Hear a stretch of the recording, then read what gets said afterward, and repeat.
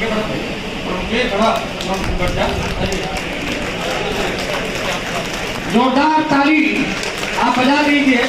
यह जीत की माला है और उसमें हमारे दो विधायक जो नवनिर्वाचित हैं और एक मंत्री, कैबिनेट मंत्री उत्तर प्रदेश सरकार है।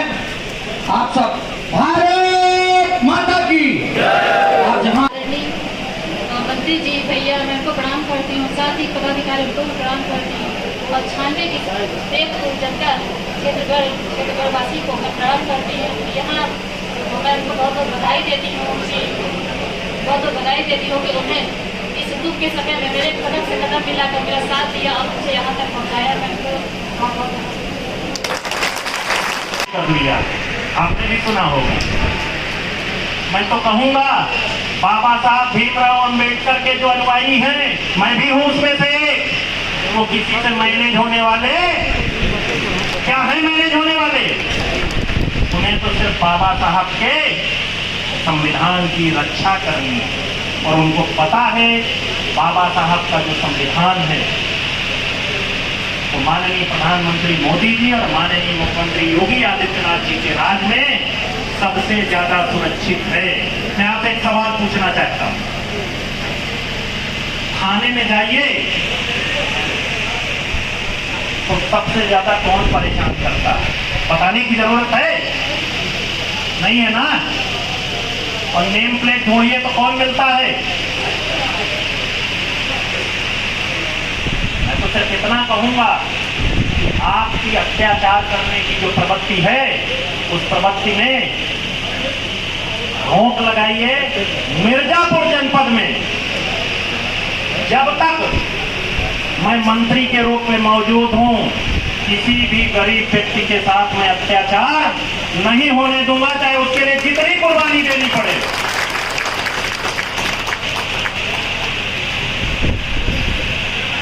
जीत गई तो हमारी दुकान में अलीगढ़ का मोटा वाला ताला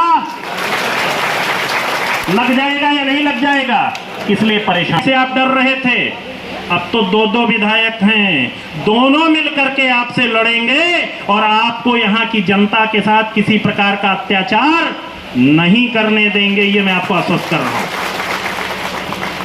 मैं तो धन्यवाद देना चाहूंगा तक डेरा डाले बैठे रहे और तमाम प्रकार के प्रलोभन दुनिया भर की बातें करते रहे, लेकिन मैं 96 क्षेत्र की जनता को चरणों में अपना सर रख करके उसका आभार व्यक्त कर रहा हूं कि आप ऐसे षड्यंत्रकारियों से, ऐसे दुष्टों से, अपराधियों से 96 की जनता को आपने बचा लिया और रिंकी जी को भारी बहुमत से जिताने के बाद फिर भी आज अपना प्रतिनिधि चुन लिया है।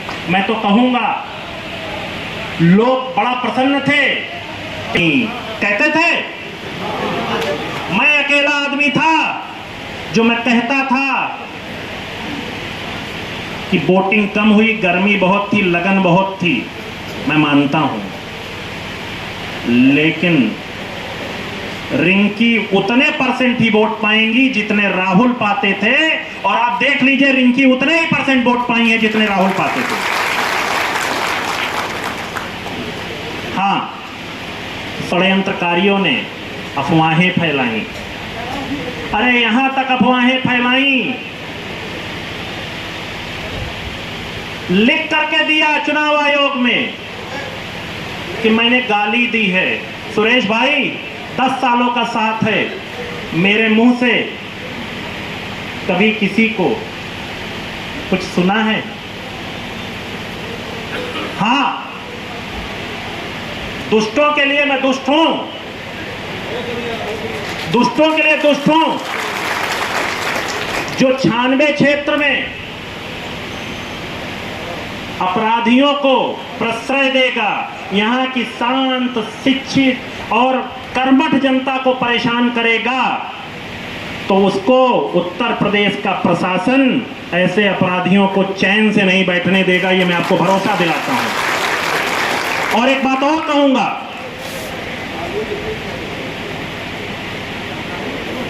मैं 96 क्षेत्र की उस गरीब जनता को आश्वस्त करना चाहता हूं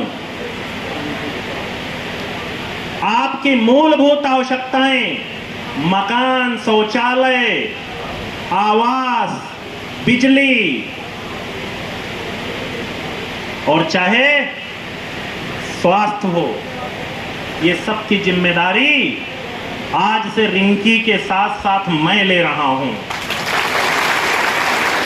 यहां की विधायक आदरणीय रिंकी जी हैं, लेकिन मेरी छोटी बहन भी है और मैं इतना आप सबको विश्वास दिला रहा हूं, मैं आप भाई भाई लड़ाने का काम मैं नहीं करूंगा। मेरी इस तरह की पॉलिटिक्स है भी नहीं, चुनाव जीते चाहे हार जाएं, लेकिन आपको कोई संकट होगा, आपको कोई परेशानी होगी, आपके क्षेत्र में विकास का कार्य होगा, आपके क्षेत्र में कोई भी प्रकार की समस्या होगी, तो आज से उसकी जिम्मेदारी मेरी है। रिंकी जी इस क्षेत्र की विधायक हैं, लेकिन आप ये मान लीजिए कि विकास के कार्यों के लिए आपके पास एक और विधायक है, आशीष पटेल। आज राहुल नहीं है, हमारी जिम्मेदारी बढ़ गई और ये भरोसा आपका कायम रखने की जिम्मेदारी अब हमारी माननीय विधायक रिंकी जी का है। मैं आज रिंकी जी इस मंच के माध्यम से एक आपसे अनुरोध भी कर रहा हूं और पार्टी का निर्देश मान करके आपको निर्देश भी दे रहा हूं कि जनता एक बार भरोसा करती है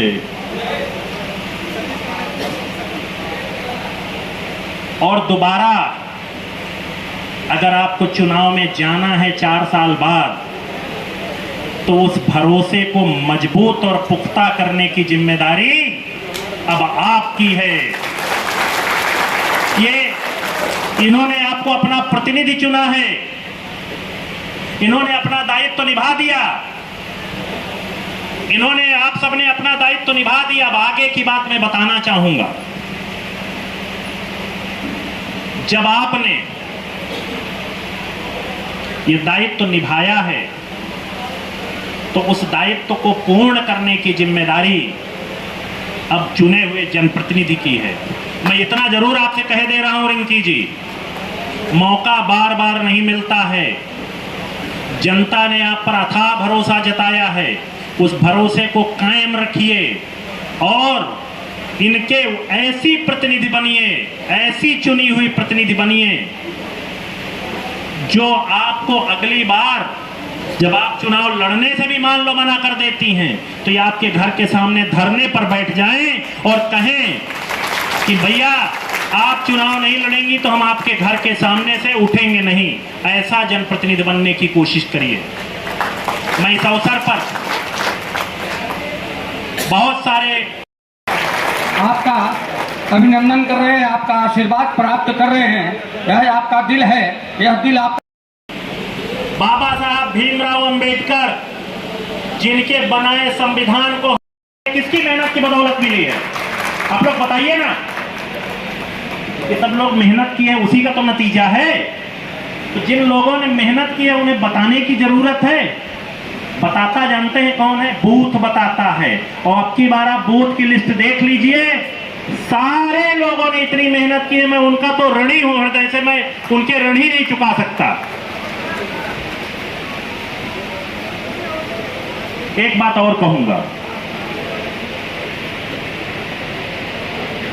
क्या होता है जब आप चुनाव लड़ते हैं सुरेश भाई, चुनाव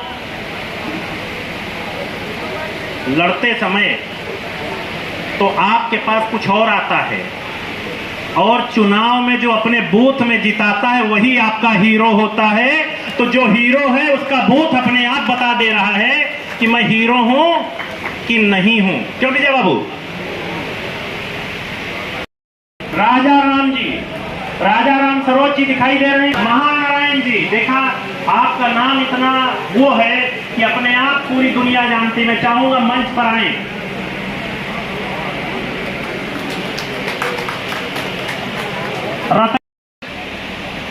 लड़ाकू और वास्तव में इस जीत में महत्वपूर्ण भूमिका अदा करने वाले प्रधान भाई विजय कहीं हैं? अच्छा, ये बैठे तो हैं। बहुत बहुत स्वागत है विजय बाबू आपका। आइए मंच पर। मैं चाहूंगा रिंकी जी, बीरपुर के प्रधान जी, बड़ी प्रशंसा सुन रखी है मैंने। बीरपुर के प्रधान जी आए हैं। देखिए, आदरणीय जयसिंह जगदीश जी दिखाई दे। अच्छा,